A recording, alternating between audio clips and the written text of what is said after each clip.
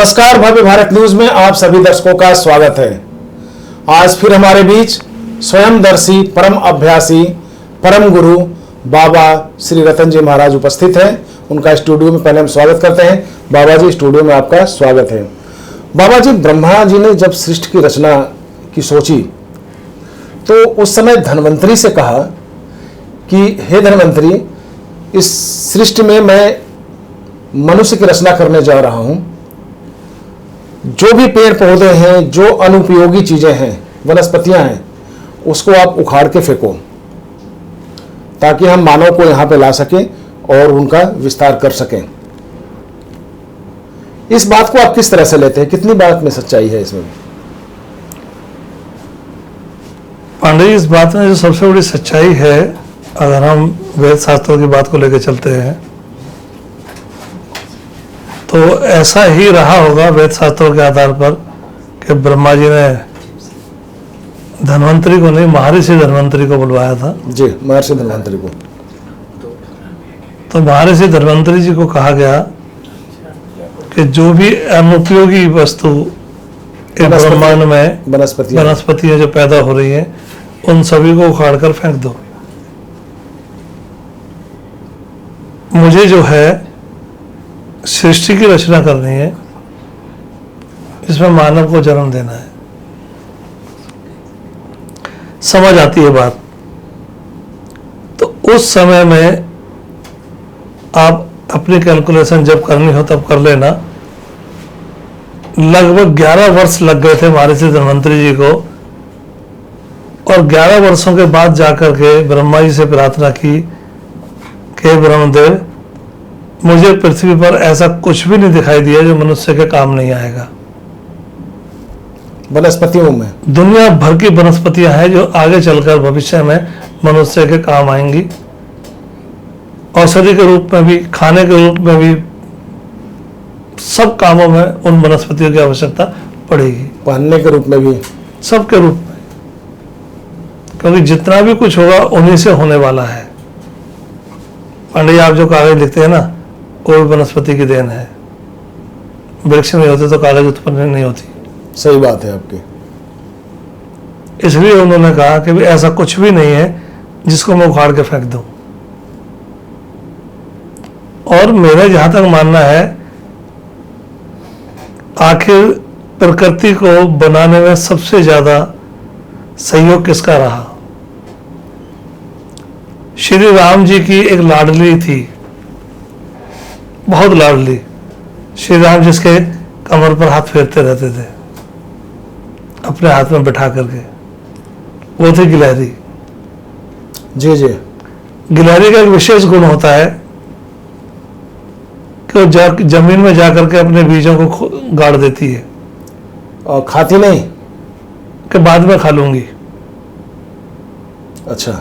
लेकिन कुदरत की लीला है कि उसकी याददाश्त बहुत कमजोर है। वो जगह जगहों पर जा करके बीजों को गाड़ती रहती है और भूल जाती है।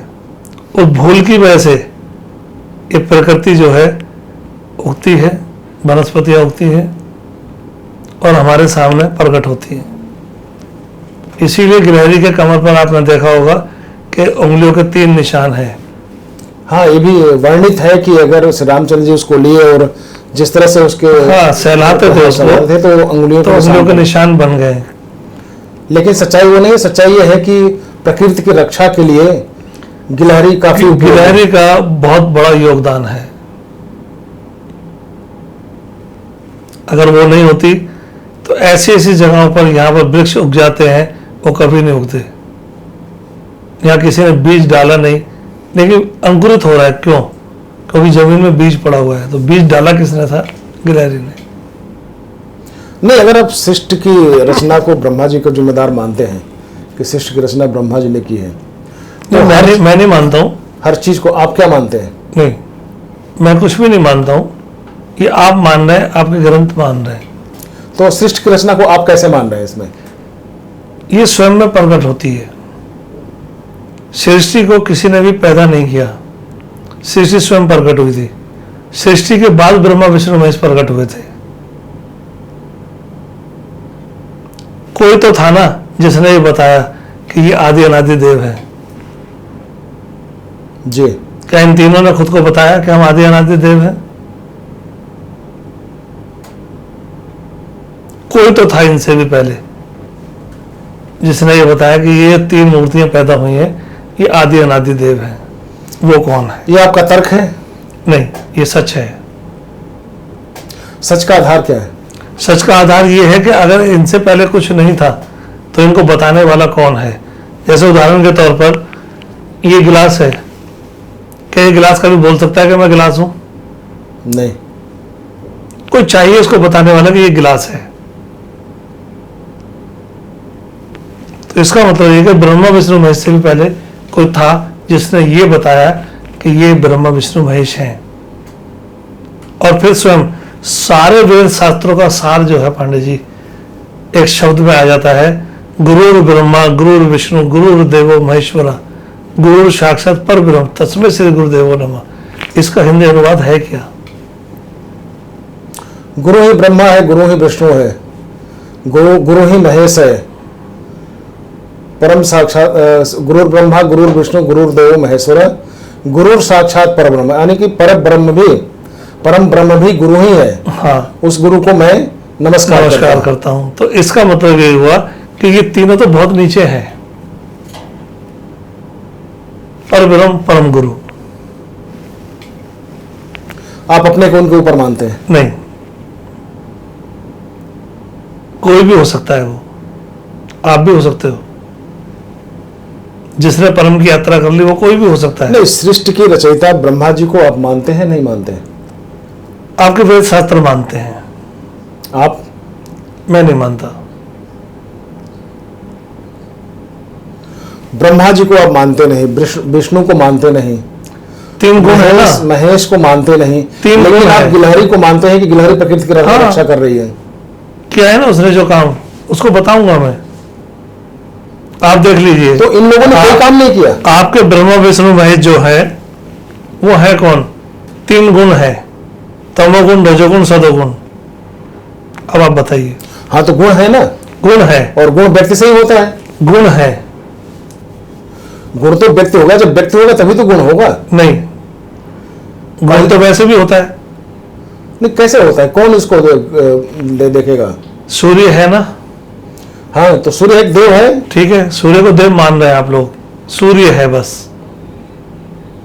ठीक है, उसके प्रकाश को पकड़ सकते हो आप कभी? नहीं, लेकिन अनुभव तो कर सकते हैं। तो अनुभव का ही विषय है ना, आप सूर्य को पकड़ नहीं सकते, रोशनी को पकड़ नहीं सकते। आप बताइए कोई रोशनी को पकड़ने वाला हो तो?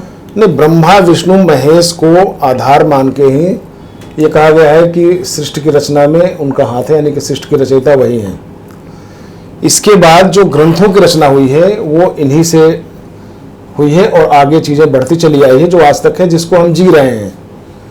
हमारा मत है कि नहीं हो सकता है, बात अलग है, क्योंकि कहा गया है कि मुंडे मुंडे मतिर्भिन्ना। इस धरती पे जितने मुंड है, यानी कि क्या है, शीश है, सिर है, उतने मत हो सकते हैं। लेकिन सच तो एक ही हो सकता है। हाँ, सच एक ही होगा, लेकिन वो सच को लाया किसने? अभी तो पता ही नहीं चला कि वो सच क्या है। इसी पे तो हमारी डिस्कशन होती है आपके। हाँ, तो आप इस बात को साबित कर दो कि ब्रह्मा विष्णु महेश है।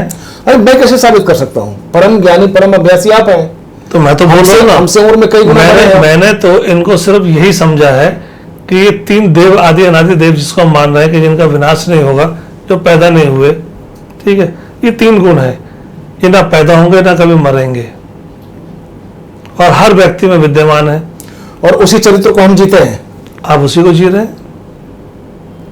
सतोगुण तमोगुण रजोगुण को हम हाँ। जीते हैं।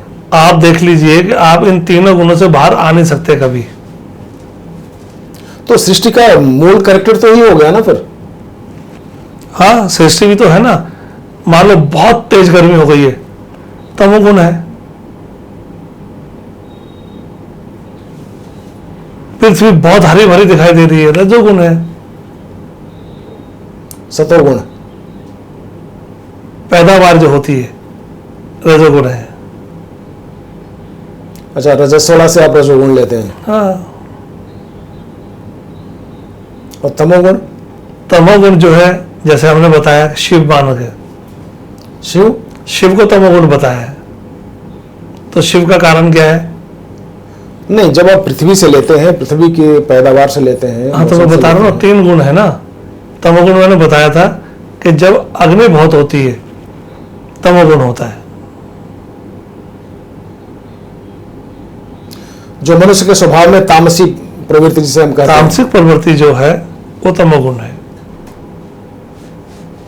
सतोगुण जो सरल स्वभाव में रहे, गीता पढ़े, वेद शास्त्र पढ़े, पढ़ाई में ध्यान रखे। बाबा जी, एक बात मुझे नहीं समझ में आती। आप कभी गीता पुराण वेद का खंडन करते हैं और कभी आप बोल रहे हैं कि ये पढ़े वो पढ़े, गीता पढ़े। तो पढ़ने की बात कर रहा हूं, सीखने की, उससे कुछ लेने की बात नहीं। उसमें सीखने जैसा जो होगा वो सीख लेगा। लेकिन उसी में तो सतोगुण तमोगुण रजोगुण का वर्णन भी है। हाँ, तो आप सीखो ना उससे, आप उससे सीखो, और जब आपकी वो बात समझ में आ जाए तब मुझे बात करना कि हाँ जी, जो आप बोल रहे थे वो ठीक है। गुणों का कोई आकार नहीं होता, गुण सिर्फ गुण है, गुणों का कोई भी आकार नहीं है।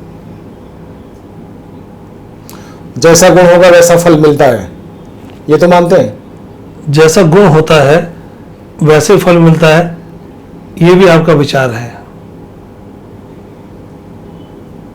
आपके विचार में? मेरे विचार के अंदर तो मैं अपना जीवन जीता हूं ना, मैं तो मेरे विचार अपने लिए बता सकता हूं बस। मैं इन 3 गुणों से ऊपर हूं, मैं इन 3 गुणों में आता ही नहीं हूं। तो आप लोगों के कल्याण के लिए क्यों नहीं आते, बीच में आते? मैं तो लोगों के कल्याण के लिए तो जी रहा हूं। आप बोल रहे फिर मैं अपनी जिंदगी जीता हूं। अपने लिए? आपने पूछा था ना मेरे से कि सबसे बड़ा धर्म क्या है। पहले खुद को सुरक्षित रखना, तब आप दूसरों को सुरक्षित रखेंगे। आपने हवाई यात्रा तो की होगी जी। हवाई यात्रा के अंदर को लड़कियां या लड़के जो बताते हैं कि आपको क्या क्या करना है, तो जो ऑक्सीजन के बारे में वो बताते हैं, वो क्या कहते हैं? पहले आप खुद को सुरक्षित करेंगे, उसके बाद दूसरों को सुरक्षित करेंगे। इतना ज्ञान तो होना भी आपको क्यों नहीं है? पहली सुरक्षा खुद की है। अगर आप खुद को सुरक्षित नहीं रख सकते तो आप किसी का कुछ नहीं कर सकते। तो चलिए, ये रही आज हमारे डिस्कशन का सार रहा कि पहले आप अपने को सुरक्षित रखिए, फिर आप किसी दूसरे का ध्यान रखिएगा। गिलहरी जो है प्रकृति के सबसे छोटा जीव है, और वो प्रकृति की रक्षा कैसे करती है बाबा जी ने भी आपको बताया। और श्री रामचंद्र जी ने इसको क्यों सहलाया, तो वही एक सांकेतिक भाषा है कि प्रकृति को जो सुरक्षित करे वो परमात्मा के नजदीक है, यानी कि भगवान के नजदीक है। इन्हीं शब्दों के साथ आज विश्राम लेते हैं।